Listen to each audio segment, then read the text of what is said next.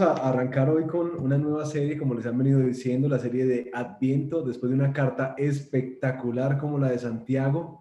Entramos a una época del año que es la preparación para la celebración de la venida de nuestro Salvador. Ustedes saben que el Adviento ha sido conocido dentro de la iglesia cristiana como un tiempo como de espera, con esperanza, de más o menos unos 27, 28 días hasta el día 25, donde nace el Salvador. Se ha celebrado, en especial en la tradición católica, como un tiempo de esperanza, que viene, lo que tanto anhelamos nuestro Salvador.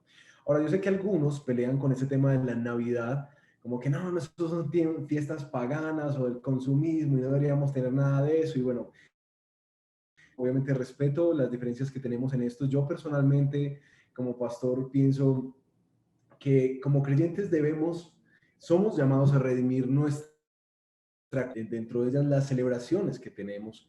Y mis hermanos, si hay una fecha, que así no sea, que no, que es que Jesús no nació el 24 de diciembre y no que en otra fecha y demás, si hay una fecha que nuestra cultura utiliza para celebrar el nacimiento de nuestro Salvador, pues hombre, ¿por qué no redimirla? ¿Cierto? Redimamos para hacer memoria, cualquier fecha que sea, es decir, si ese es el 24, que podamos hacer una celebración especial de que en ese tiempo llegó un tiempo en el que se punta el Señor. Personalmente yo anhelo que esta serie de predicaciones haga un efecto en nuestro corazón para atesorar cada vez más esto de la natividad, que en nuestras casas haya menos renos, menos duendes, menos Santa Claus, y en nuestra casa, en lugar de eso, tome lugar más burros, vacas, pastores, reyes magos, puesto más bebés. ¿Ustedes se han dado cuenta que es muy difícil ya encontrar un pesebre? ¿Sí se han dado cuenta de eso? Yo estaba buscando y me ha dado mucha dificultad encontrar. Yo anhelo que este tiempo también sea un tiempo donde nosotros redimamos esta costumbre, esta celebración, que nuestros hijos crezcan con ella viendo y celebren el nacimiento de nuestro Salvador.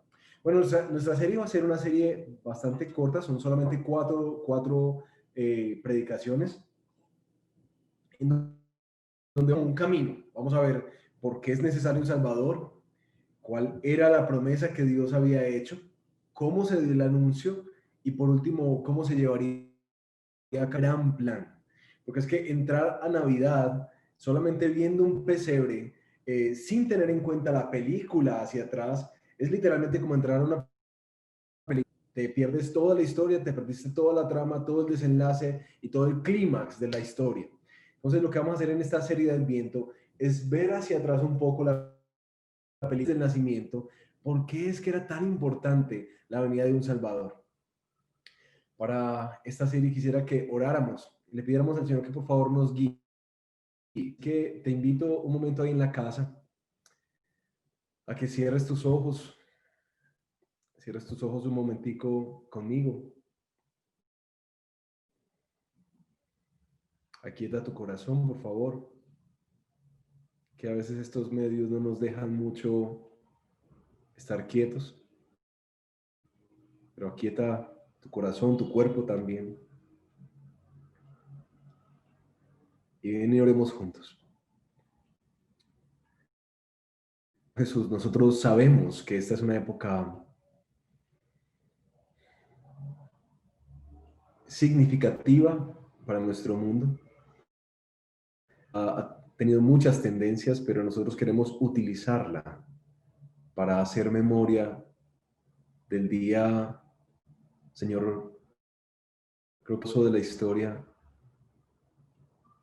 donde el Dios eterno se encarnó en un bebé para cumplir su promesa de amor eterno con la humanidad. Señor, la Navidad para muchas cosas, algunas buenas, algunas tristes, pero oramos que en esta serie tú hagas que nuestro corazón en medios tan convulsionados en los que vivimos, atesore cada vez más a Jesús.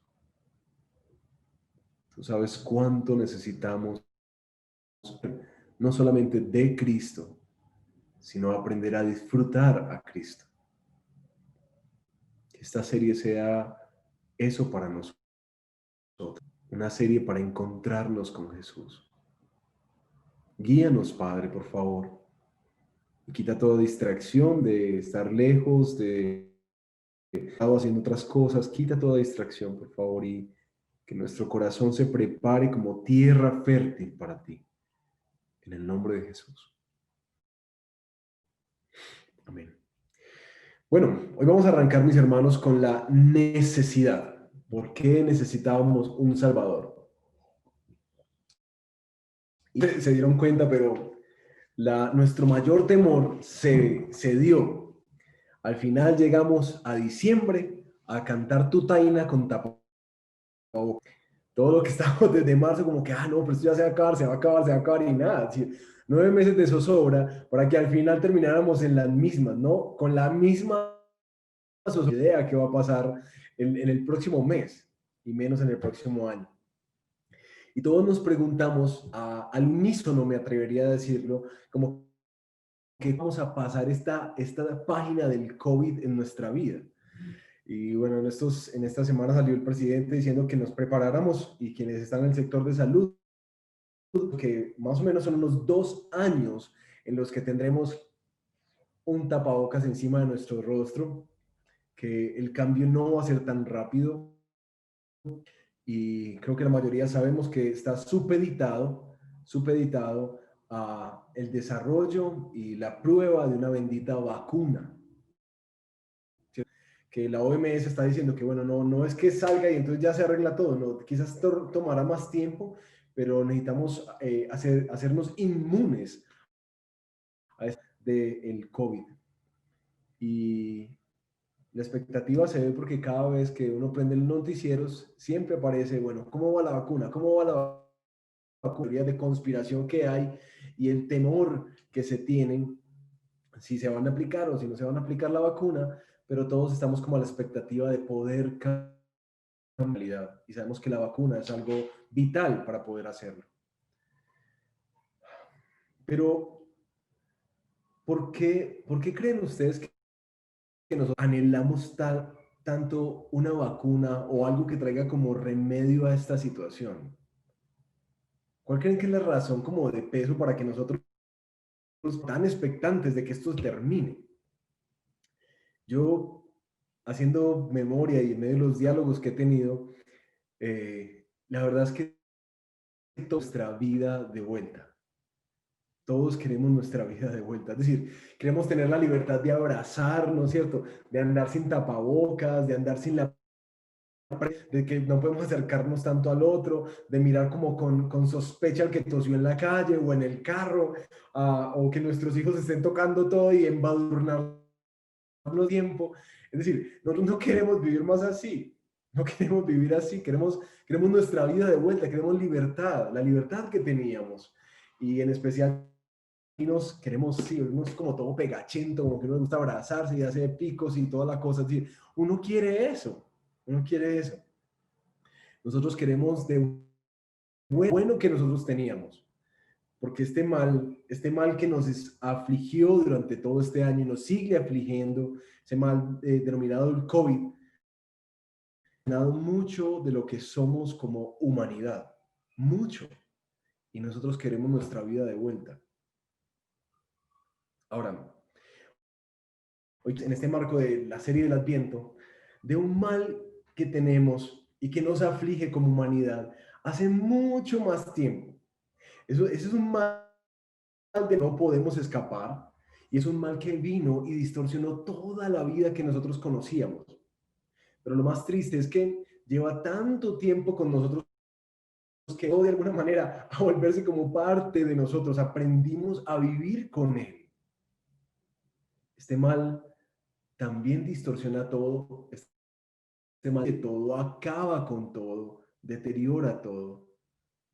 Y lo que sabemos es que nuestra vida no era así. Nuestra vida no y también la queremos de vuelta. Ustedes saben a qué mal me refiero. A ese mal que la Biblia titula el pecado. El pecado.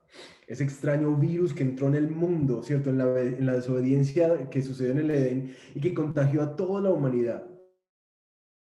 Todo, todo lo que conocíamos lo alteró. Toda nuestra vida, toda la belleza, toda la armonía, toda la gloria que algún día este mal que entró al mundo la alteró radicalmente.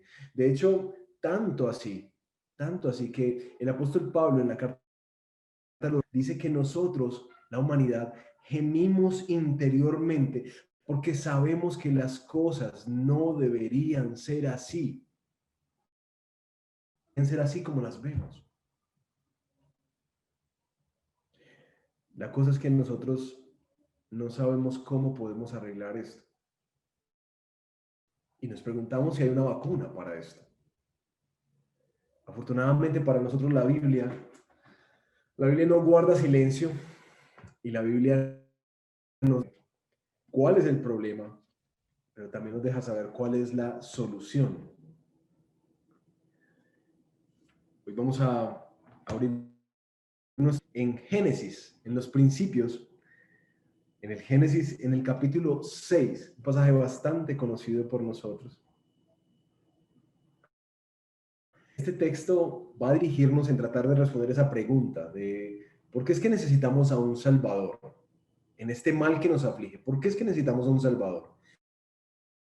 Que nosotros los creyentes hablamos mucho de salvación, ¿cierto? De la salvación y honestamente uno pregunta como que, bueno, ¿de qué uno necesita ser salvado? ¿Cierto? ¿De qué? ¿Un juicio para ir al cielo? Bueno, ojalá fuera solamente eso. Creo que el cristianismo moderno ha predicado más una salvación como de que Dios puede salvarte de tus problemas, de tu sufrimiento, pero eso no es lo que el Señor está queriendo salvar. Nuestro texto hoy nos va a traer un cuadro revelador,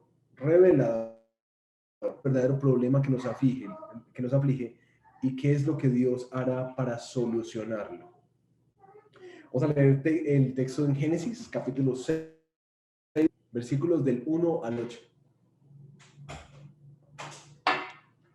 Cuando los seres humanos comenzaron a multiplicarse sobre la tierra, dieron hijas, los hijos de Dios vieron que las hijas de los seres humanos eran hermosas.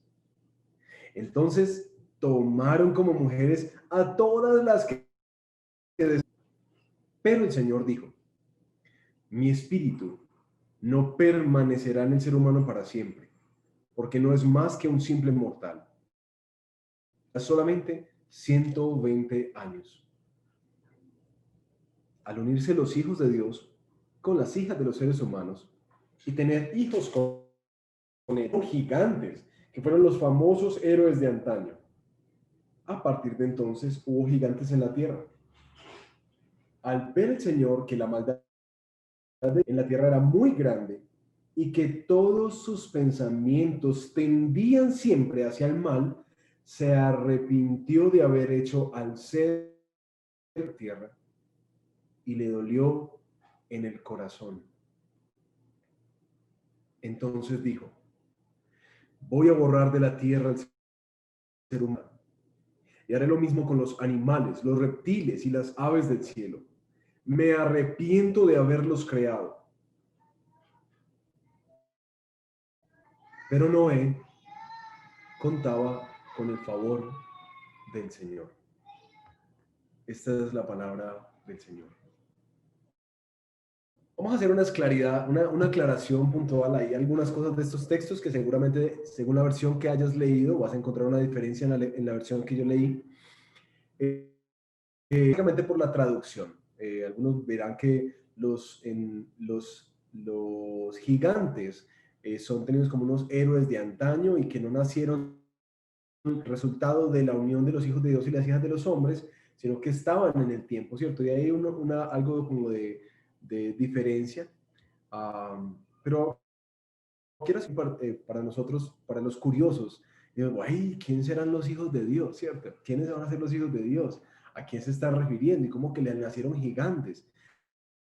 Hay como tres teorías o tres acercamientos, porque desde el tema lingüístico esto se podría sostener muy bien, pero hay tres corrientes de interpretación de quiénes son los hijos de Dios.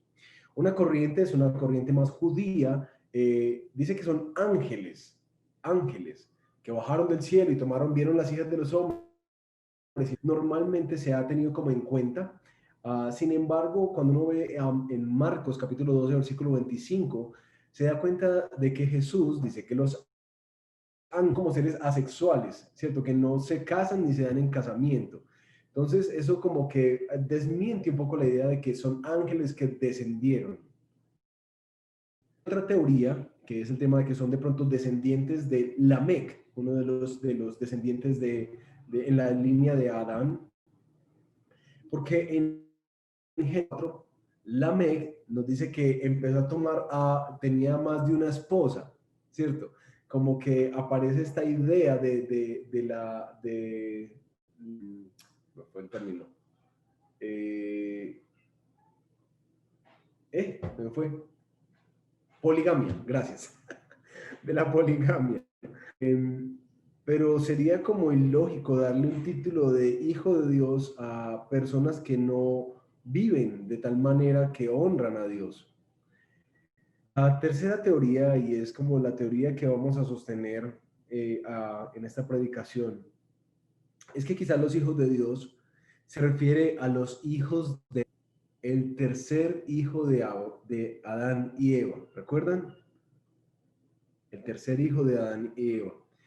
Se ajusta mejor como al contexto, parando está contrastando como la línea de descendientes de Caín, quien mató a Abel, y esta nueva línea que sale de Set, quien parece como ser una línea piadosa de la descendencia de Dios.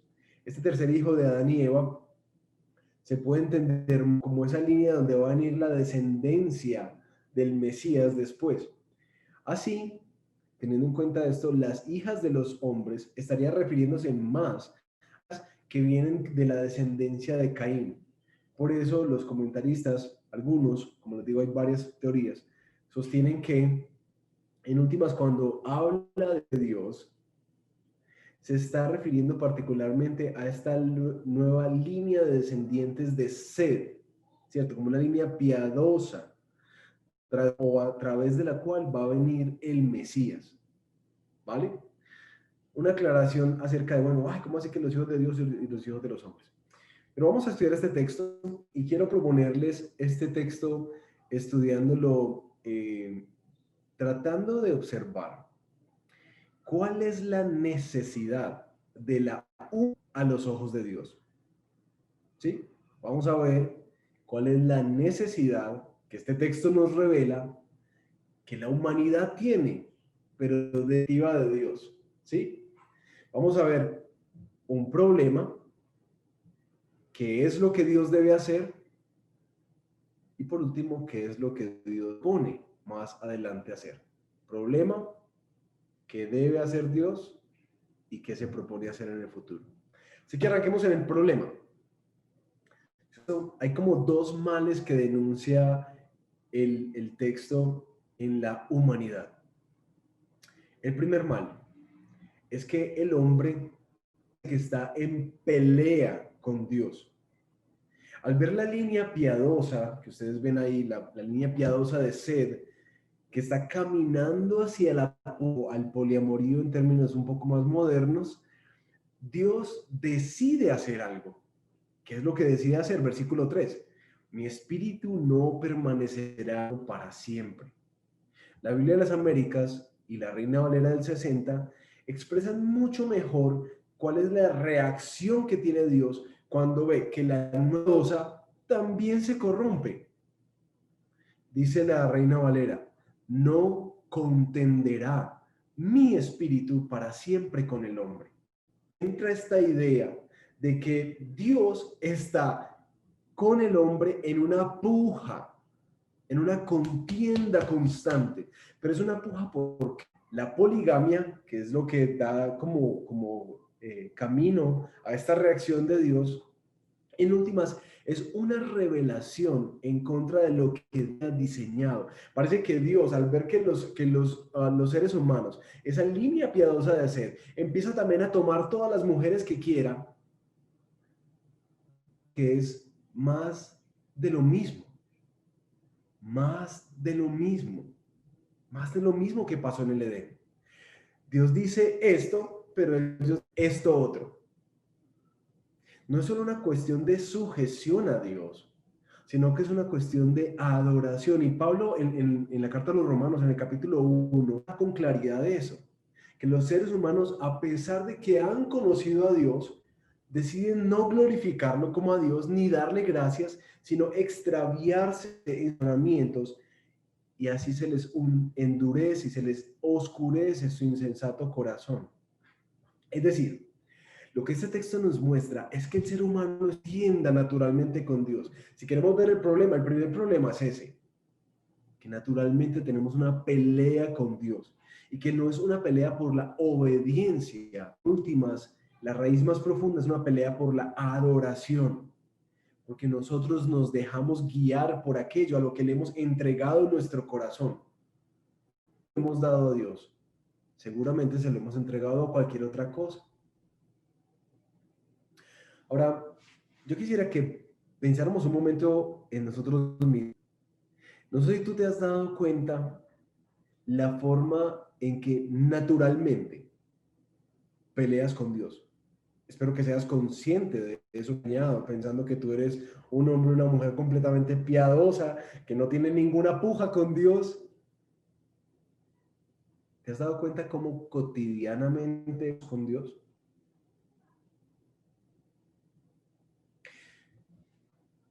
Piensa en las cosas cotidianas.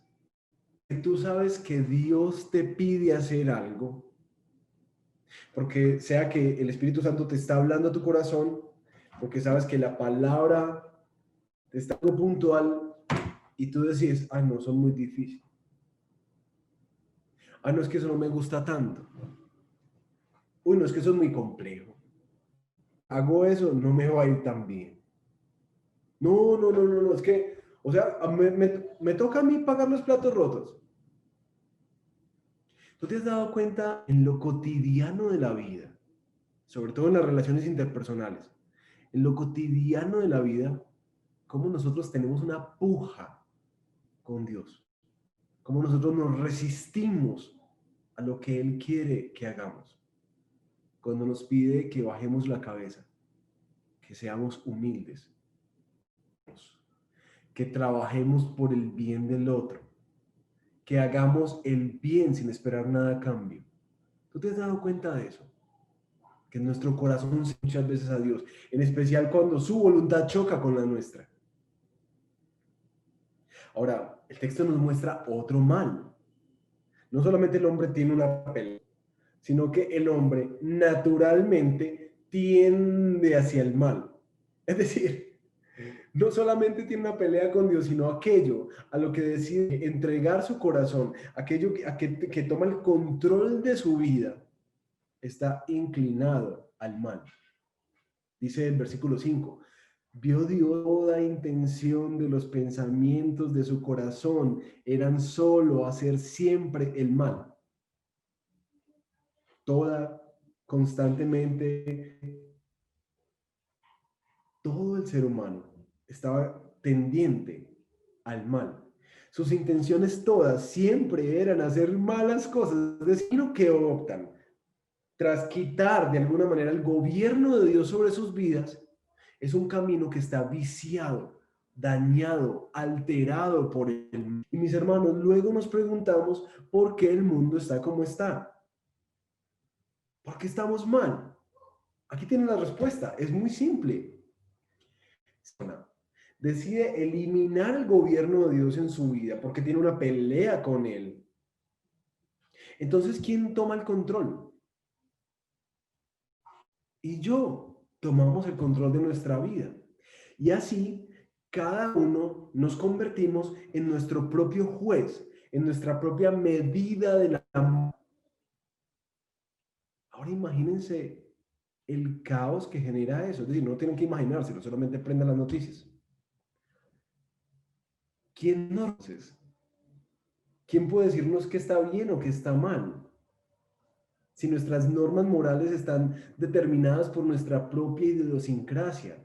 Van a parecer que están bien, para ti van a parecer que están mal, pero ¿quién va a regular eso? Cuando decidimos quitar el gobierno de Dios sobre nuestra vida, o al menos estar en contra de él, nosotros quedamos como un barco a la deriva de los tiempos, de los vientos, de las doctrinas, cada uno define qué está bien o qué está mal para sí mismo. Ahora, dan una de esas peleas grandes que dijimos, no, queremos libertad, por allá en los años 60, cuando se empieza a dar todo este tema de la revolución sexual. No queremos moldes que nos gobiernen, que nos digan qué está bien y qué está mal. Y por fin se da esa liberación, por fin se da esa liberación. El hombre de libertad que tanto quería. ¿Y hacia qué tendió? ¿Hacia qué tendió? En últimas, cualquier pelea que emprendemos siempre está viciada por algo. Ahora, a nosotros nos toca pelear porque nuestros hijos tienen la diversidad sexual desde primaria. Ahora, dice que hay algunas objeciones, como que, a ver, pastor, pero es que malos, ¿me entiendes? Eso me parece como que está ya muy allá. Es decir, Dios está yendo muy allá en su evaluación. Eh, y tal vez nosotros no hacemos es tan malo, ¿cierto? No somos tan malos y no todo lo que hacemos es tan malo. De hecho, hay muchas cosas buenas que el ser humano hace, pero lo que Dios está viendo no es que haga nada bueno, no haga nada bueno, sino que hay algo que literalmente alteró toda su esencia. Es lo que en las escrituras calvinistas entendemos como la doctrina de la depravación total. Es esto que Pablo dice en Romanos 3, no hay un justo, ni siquiera uno. No hay nadie que entienda, nadie que busque a Dios. Todos se han descarriado, aún se han corrompido, no hay, no hay ni uno solo. Y yo sé que inmediatamente uno dice, uy, no, pero se están yendo muy allá, pues tampoco, entonces viviríamos básicamente en el infierno. Hermanos, esa es la descripción que las escrituras hacen de la humanidad. Ahora, quizás una definición de un pastor, este pastor Suger Michelin, depravación total o corrupción radical, voy a abrir comillas, lo que esta expresión significa no es que todos los hombres sean los que pueden llegar a ser, o que todos los seres humanos sean completamente incapaces de hacer alguna cosa relativamente buena. El hombre es totalmente depravado en el sentido de que todas sus facultades han sido afectadas profundamente por el pecado. Su voluntad, sus emociones. Ese es el diagnóstico que Dios nos da de la condición humana. La Biblia presenta al hombre un ser pecador que se revela constantemente contra la ley de Dios, sino también como alguien que no puede ni quiere cambiar la condición en la que está. En conclusión, el gran problema que este texto nos presenta es que el hombre natural sufre estos dos males. Se da a Dios y se deja gobernar por un corazón que está viciado, tendiente constantemente al mal. Es el gran virus que ha afectado toda la humanidad y que ha alterado absolutamente toda la vida que nosotros conocemos. Entonces vamos a nuestro segundo punto. ¿Qué debe hacer Dios? ¿Qué debe hacer Dios con este cuadro? Nuestro texto nos muestra dos acciones concretas. Dice que Dios decide recortar la vida del ser humano a 120 años o decide borrarlo de la faz de la tierra. No sé si cuando ustedes leen esto, de pronto tú llevas muchos años acostumbrándote a leer la Biblia, pero la verdad si por primera vez lo estás leyendo, la pregunta es como dice, pero esto no es como muy drástico. Esto no es como muy drástico, en especial entendiendo que Dios perdonador, eso es como el trabajo de Dios. Y quiero que desarrollemos un poco esa pregunta. Dios vio que la tierra, dice el capítulo 12 de Génesis, vio que la tierra estaba corrompida y llena de violencia. Es decir, básicamente Dios prendió el noticiero que nosotros vemos hoy y se dio cuenta de lo que estaba pasando. Ahora, yo quiero que te preguntes, ¿qué es lo que tú anhelas que suceda cuando ves algún mal noticia en el mundo? Piensa, ¿qué es lo que quieres que pase con esa persona que te dijo una mentira que de alguna manera mente? ¿Qué es lo que quieres que pase con esa persona que descubriste después de meses que te estaba desfalcando el negocio? Con el amigo que se voló con la plata. Con la persona que te engañó en esa relación. Con el político enviando recursos. Con las personas que están abusando del débil, del frágil, o usando de su poder, el poder que les fue conferido. Siempre que pase, que se haga justicia. ¿Sí o no? Que se haga justicia. Pero nuestra escala moral está viciada. Está viciada por nuestro contexto. Por eso nosotros calificamos como el pecado cientos males y otros los reprochamos. Sin embargo, cuando hablamos de un Dios santo, un Dios que no tiene sal en él y que por derecho es el juez del universo, ¿qué debería hacer Dios? Y ve que el mundo está corrupto completamente y que la violencia incrementa en maneras desproporcionadas. Hermanos, si es justo, debe hacer justicia.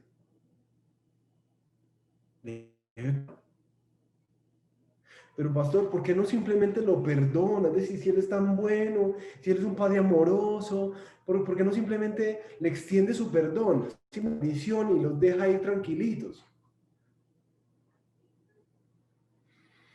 Yo creo que nosotros hemos juzgado con mucha ligereza a Dios. Vamos en el Antiguo Testamento, la forma en que Él trata tan duro el pecado. Nosotros decimos, uy, Dios tan malo, Dios tan iracundo, ¿cierto? Dios tan extremo. Pero este texto nos deja ver algo precioso de Dios. Nos muestra que Dios, ver la humanidad rompida por el pecado, le dolió profundamente en su corazón. Es decir, esto nos dice que Dios no es un que está en el trono esperando que alguien peque para darle encima, para mandarle su maldición. Dios no es así, hermanos. Dios no es así. Es compasivo y tierno y misericordioso. Y esto le quebró el corazón. Y si ustedes de pronto tienen como esa duda de que Dios sea así, uno ha visto cuando abrió la tierra y que mandó fuego y que quemó no sé cuántas y mandó a atravesar a espada a tantos. Yo quiero compartirles uno de los textos también en las Escrituras que está en Oseas, capítulo 11, versículo 1. Después de tratar al pueblo como una prostituta de Israel, porque se ha vendido en todas partes, Dios hace uno de los poemas más hermosos que más he disfrutado en mi caminar con Él. Se lo voy a leer. Oseas 11. Cuando Israel era niño, yo lo amé. Y de Egipto llamé a mi hijo. Pero cuanto más lo llamaba, más se alejaba de mí. Yo a las imágenes de Baal y quemaba incienso a ídolos. Yo mismo le enseñé a Israel a caminar, llevándolo de la mano, pero no sabe. que fui yo quien lo cuidó. Guié a Israel con mis cuerdas de ternura y de amor. Quité el yugo de su cuello y yo mismo me incliné para... Más adelante le dice a Israel, ¿cómo podría yo entregarte, Efraín? ¿Cómo podría abandonarte, Israel? Yo no podría entregarte como entregué a Admá y yo no podría abandonarte como a Cebollín. Dentro de mí el corazón me da vuelcos o es desgarrado. Mueven las entrañas. Ese es Dios. Ese es Dios. Lo que Dios siente aquí es el dolor que experimenta aquel a quien se ha dedicado completamente, que ha entregado su vida para hacer algo precioso y hermoso y glorioso, y ve cómo se destruye. Que es cercana para nosotros, quizás son aquellos padres que ya tienen hijos grandes y los ven tomar decisiones tan erradas en su vida, que literalmente están acabando con ellos. Ustedes dicen, pero hijo, yo no te crié así. Hijo, ¿por qué estás haciendo eso? Ese es el dolor que desgarra a Dios. Él no creó eso.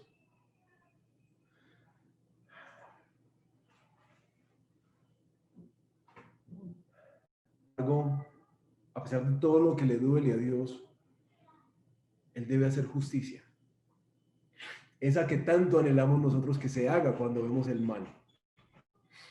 Es decir, Dios aquí es como esa historia del juez que se sienta en el tribunal y resulta que dice, bueno, el siguiente caso que entra es su hijo, a quien atraparon en un fraude empresarial. Y él necesita honrar la vestidura que tiene como juez y debe hacer justicia.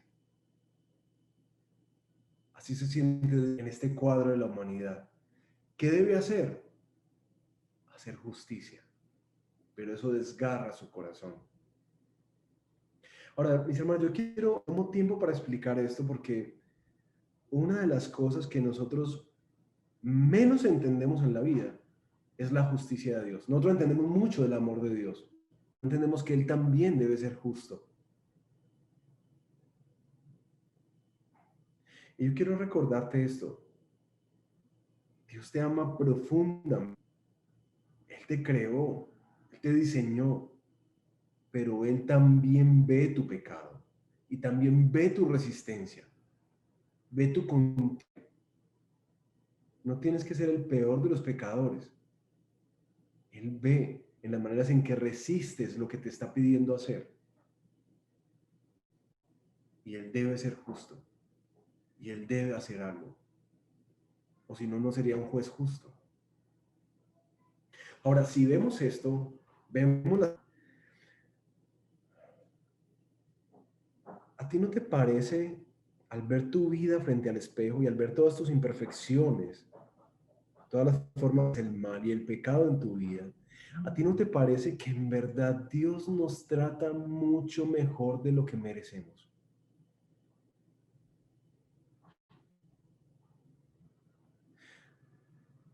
¿No te parece que nosotros, si entendiéramos bien esto, no debería llegar a la queja en nuestro corazón? Como a exigirle a Dios que tiene que hacer algo. ¿No te parece que viéramos en verdad la gravedad de nuestro pecado y la santidad del Dios a quien hemos entregado nuestra vida? Lo único que deberíamos ver, porque no nos debe nada. Todo lo que hace para nosotros es por gracia. Como un pastor que conocimos en Bogotá, después de perder a su hija por cáncer, después de muchos años de luchar para su sanidad, en una de sus predicaciones decía, yo dejé de preguntar Señor, ¿por qué? Ni Señor, ¿para qué? ¿Para qué hiciste esto? Sino cambió. Y la pregunta ya no era para Dios, sino para él.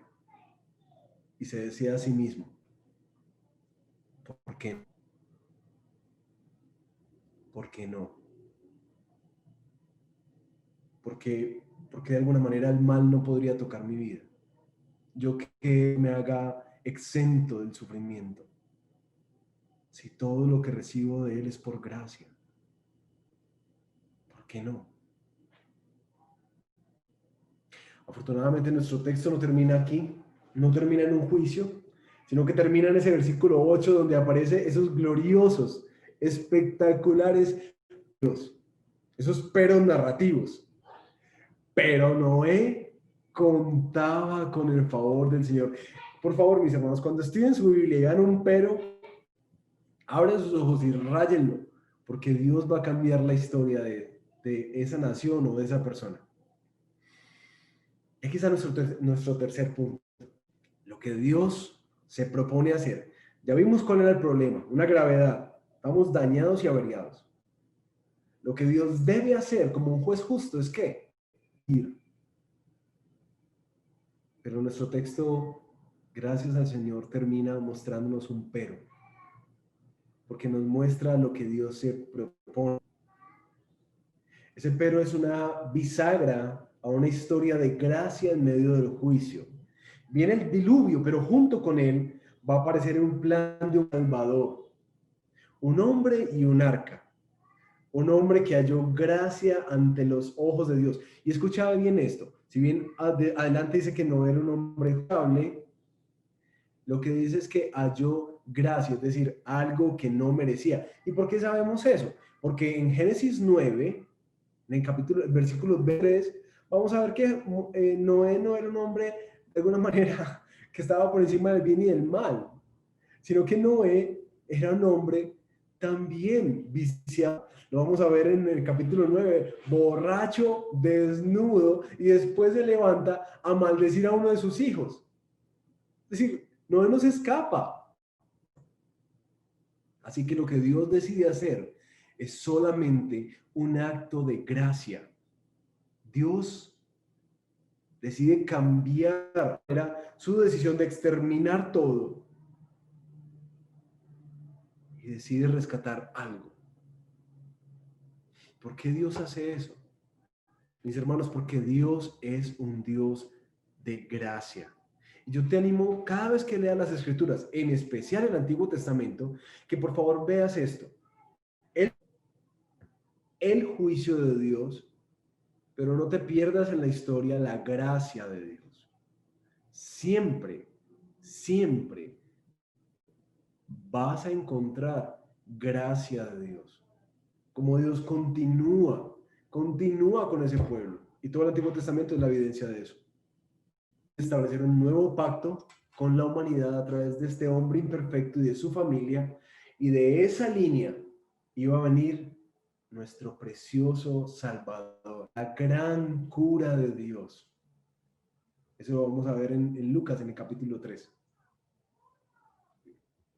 Ahora, mis hermanos, texto con estos tres enfoques: un problema, lo que Dios debería hacer y lo que Dios se propone hacer a futuro. Ese pero de la entrada de Noé y el arca, Dios no ha terminado su plan y que su promesa la cumplirá. Ahora, al ver esta historia, nosotros nos quedamos pensando un poco en, bueno, ¿qué es lo que Dios quiere? ¿Qué es lo que Dios en un mundo caído como el nuestro, en un mundo que de muchas maneras evidencia el mal? Porque empezamos con esa pregunta: ¿cuál es la necesidad? ¿Por qué un Salvador? Como en el coronavirus que estamos viviendo, en esta pandemia que estamos viviendo, nosotros estamos anhelando que vuelva a ser lo que era antes. El virus que nos ataca y que nos tiene aterrorizados y atemorizados a muchos, en últimas nos hace constantemente estar como a la expectativa de cuándo pasaremos esto, cuándo cambiará esto. Vimos que Pablo, mismos, que hemos sido infectados ya con el pecado, que altera todo y cambia todo y destruye toda la vida preciosa que antes teníamos. Nosotros clamamos como que ¿cuándo? ¿Cuándo? Es que va a pasar esto. Si tú te preguntabas alguna vez, ¿está la solución para nuestro mundo? Nuestra solución está en ese bebé que va a nacer, en ese bebé que nació en el pesebre. La gran promesa de la gracia de Dios, uno de los descendientes de Noé. Pero quiero ser muy práctico hoy, al tratar de entender cómo es que un bebé que crece y vive una vida sin pecado y termina siendo crucificado, puede cambiar un mundo como el nuestro. Porque no quiero ser tan simplista de decir que Jesús es la respuesta. Quiero que entendamos cómo es que Él es la respuesta.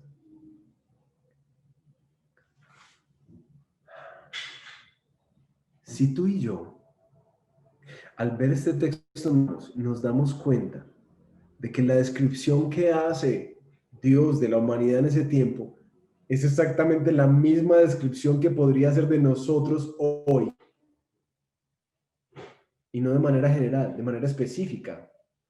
Si nos diéramos cuenta de que nosotros tenemos una resistencia natural a Dios, abiertamente pecamos contra Dios, sea que muchos años como cristianos o pocos años como creyentes, o apenas te estás acercando a Él, cuenta de que el pecado ha infectado tu vida y que tú mismo lo expresas cotidianamente en las maneras en que te resistes a obedecer a Dios y que hagas algo y tú no lo quieres hacer, cuando te pide que pidas perdón y tú no lo quieres hacer, cuando te pide humildad y tú no lo quieres hacer, cuando te pide que te esfuerces en buscarlo y tú no lo quieres hacer, cuando ames con todo tu corazón, con toda tu alma y con toda tu mente y tú te resistes a hacerlo. Nosotros nos damos cuenta, mis hermanos, entonces de qué es Dios. ¿Qué debe hacer Dios con eso? Si es justo, destruirnos. Mis hermanos, yo no quiero que pasemos el pecado por alto. Esas cosas pequeñitas que tú evidencias, merecen el castigo de Dios, porque Él es un Dios santo y justo. Ahora, ¿por qué Dios no nos ha destruido? Dios no nos ha destruido solo por Cristo.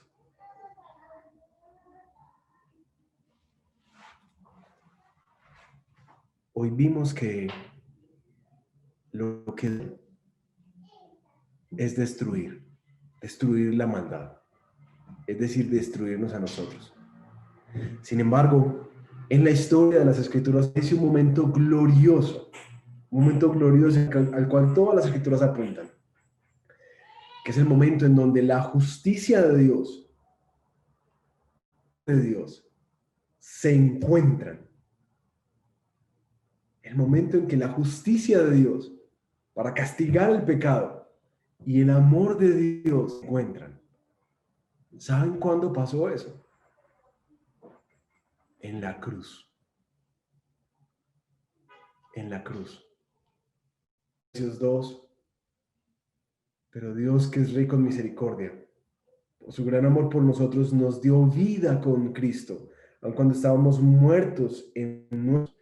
Por gracia ustedes han sido salvados. Y si quieres estudiar más de esto, ve Isaías 53 y vas a encontrar este precioso momento en el que el Salvador creció y fue crucificado, recibe en sí mismo todo el castigo de nuestra maldad, para que una vez que nosotros creamos en Él, pintamos de nuestros pecados, todo el amor de Dios, toda la misericordia de Dios, toda la gracia de Dios se derrame sobre, pero evidentemente no lo merecemos. Mis hermanos, si tú quieres saber cómo es que Dios cambia el mundo y por qué es que Jesús es la cura para el mal que tú necesitas entender esto. El plan de Dios, la vacuna de Dios, es el Evangelio de Jesucristo. Porque cuando tú reconoces que Dios te trata de una manera que no mereces, que Dios te ama, aun cuando tú no lo amas de la misma manera, que Dios te bendice, aun cuando tú no has hecho méritos para eso, que Dios te perdona, aun antes de que tú te arrepientas, cuando tú entiendes ese amor abrumador que Dios tiene en Cristo por un pecador como tú y como yo, algo cambia en tu vida. Algo cambia en tu vida. Y empezar a recibir a Cristo dentro de ti. Cuando te arrepientes, cuando viene a morar en tu vida, empiezas a recordar lo que Él ha hecho en la cruz por ti. Empiezas naturalmente a amar a Dios, porque Él te amó. Empiezas a amar a otros por gracia, como fuiste amado por gracia. Cuando eres ofendido, perdonas de la misma manera que fuiste perdonado por Él. Y cuando ves a alguien que tiene necesidad, tú corres de la misma manera que tu padre corrió a ayudarte a ti. El Evangelio empieza a hacer una transformación en nosotros. El virus que infectó nuestra vida y empieza a traer la vida de Jesús a nuestra vida. Y empieza a producir personas que amamos, que damos deliberadamente, abundantemente, que perdonamos a pesar de que no nos pidan perdón. Personas que buscamos hacerle el bien al otro a cambio. ¿Por qué? Porque cuando vemos la cruz, eso es lo que recordamos. Y eso es lo que nos capacita de forma diferencial en este mundo. Así que, ¿cómo es que el mundo puede ser transformado? El mundo puede ser transformado cuando abraza la gracia inmerecida que hay para nosotros en Jesús. Vamos a orar. Padre,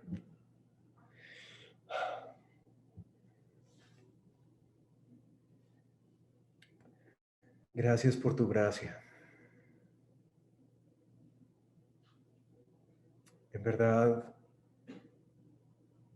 no hay nada en este mundo que pueda transformar ni a nosotros, ni a nuestra realidad caída, en nuestra sociedad que pelea, que es injusta, que crece en violencia y en depravación.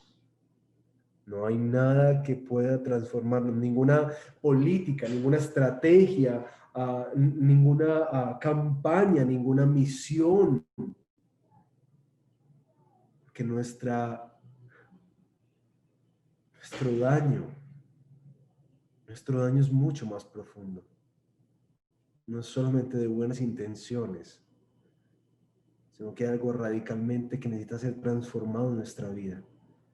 Y eso, justamente eso, es lo que un amor que no merecemos, es lo que viene a transformar.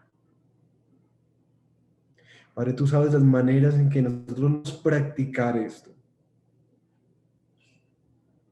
No es solamente una agenda de hacer lo que Dios pide, sino de dejarnos a por ti y que ese amor venga a transformarnos de tal manera que el perdón se vuelva algo más natural, que el servicio desinteresado se vuelva algo más natural, el amor que no merece el otro, que nos hizo mal, se vuelva más natural, que el deseo de trabajar por el bien de nuestra ciudad se vuelva más natural.